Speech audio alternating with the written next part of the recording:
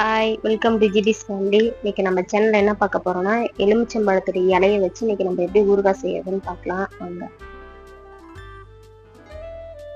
10 காஞ்ச மிளகா, 2 ஸ்பூன் உளுத்தம்பருப்பு, ஒரு துண்டு இஞ்சி, 10 பல்லு பூண்டு, எலுமிச்சம்பழம் சைஸ் அளவுக்கு புளி, எலுமிச்சை இலை வந்துட்டு நம்ம இந்த மாதிரி துளுரா அதை மாதிரி தான் பறிக்கணும். அந்த மொனை குழுந்தா வரும் பார்த்தீங்கன்னா அதை மாதிரி பறிச்சு எடுத்துக்கணும். நம்ம அந்த முத்துனது போட்டால் ஒரு மாதிரி நார் நாராக இருக்கும். ஆனால் முத்துன்னு தெரியக்கூடாது. இந்த பிஞ்சா எடுத்தோன்னா இந்த நார் லைட்டாக இருக்கும். அதை மாதிரி எடுத்துக்கணும். எடுத்து நல்லா அந்த உள்ளே இருக்க நடுவில் வர அந்த நார் மட்டும் நம்ம அந்த நரம்பு சொல்லுவாங்கள்ல, அந்த நரம்பு மட்டும் நம்ம எடுத்துக்கலாம். பிரித்து தனியாக இலை தனியாக அந்த நான் இது தனியாக அந்த தனியாக எடுத்து வச்சுருக்கேன். இந்த மாதிரி எடுத்து வச்சுக்கலாம். எடுத்துட்டு நல்லா கழுவி எடுத்துக்கலாம். இந்த நார் தனியாக இது தனியாக எடுத்துக்கலாம். நல்லெண்ணெய் ஊற்றிக்கலாம்.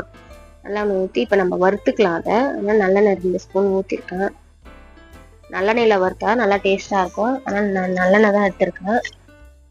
உளுத்தம் பருப்பு போட்டுக்கலாம்.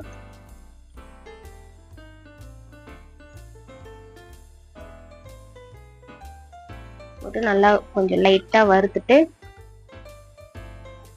எலுமிச்சை இலை வந்துட்டு பித்தத்துக்கு, ஜீரண சக்திக்கு இதுக்கெல்லாம் ரொம்ப நல்லது. நம்ம அடிக்கடிக்கு ஊறுகாய் மாதிரி கூட எடுத்துக்கலாம். கொஞ்சம் லைட்டாக வறுத்துருச்சு. இந்த இதுலயே நம்ம இஞ்சி போட்டுக்கலாம். பூண்டும் இங்கே இதுலயே போட்டுக்கலாம். நான் 10 பல்லு பூண்டு எடுத்திருக்கேன். 10 பல்லு போட்டிருக்கேன்.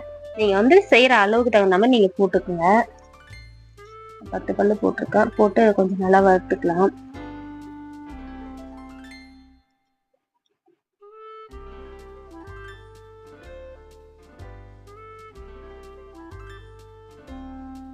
நல்லா கைவிடாம நல்லா கிண்டிட்டே இருக்கணும்.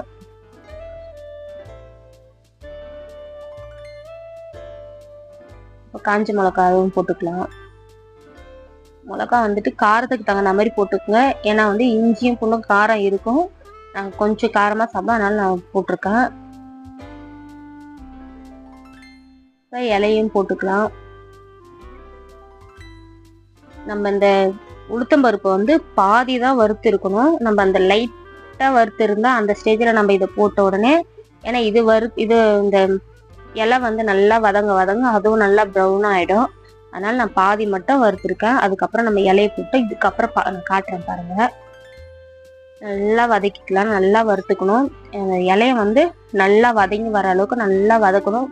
கை விடாம நல்லா வறுத்துட்டே இருக்கணும். பாருங்க நல்லா ப்ரௌன் ஆயிடுச்சா. அந்த உளுத்தம் பருப்பு எல்லாமே நல்லா வதங்கிடுச்சு பாருங்க. புளியும் இது கூட சேர்த்துக்கலாம். புளி கொஞ்சம் புளி தூக்கலா இருக்கணும். ஏன்னா அப்பதான் கொஞ்சம் லைட்டா கசப்பு தன்மை இருக்கும். அது இல்லாம இருக்கு. புளி கொஞ்சம் தூக்கலா போட்டுக்கலாம்.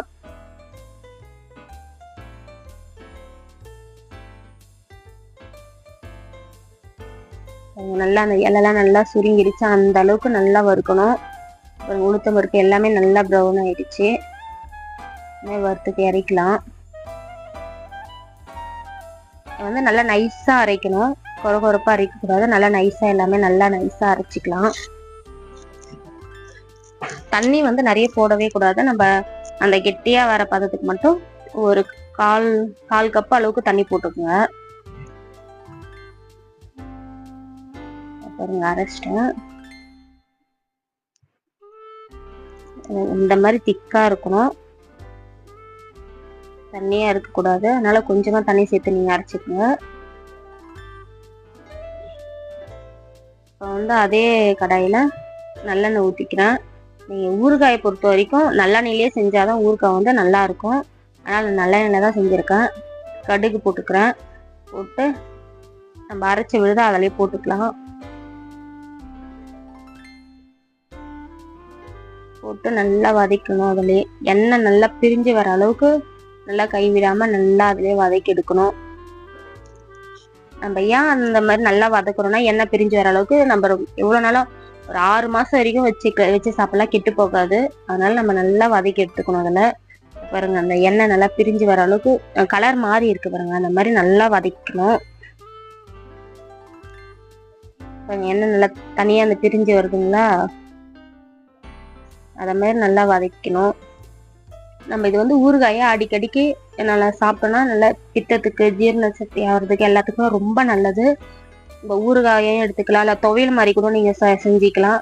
துவையலுக்கும் இதே மெத்தட் தான். கொஞ்சம் வந்து தேங்காய் சேர்த்துக்கிட்டா துவையலுக்கு அது நல்லாயிருக்கும். நான் ஊறுகாய் மாதிரி பண்ணியிருக்கேன், வச்சு யூஸ் பண்ணுறதுக்காக நான் ஊறுகாய் மாதிரி பண்ணியிருக்கேன்.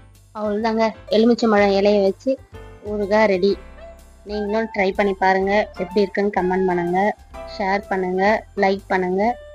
இன்னும் நம்ம சேனலை சப்ஸ்கிரைப் பண்ணாதவங்க சப்ஸ்கிரைப் பண்ணிக்கோங்க. தேங்க்யூ.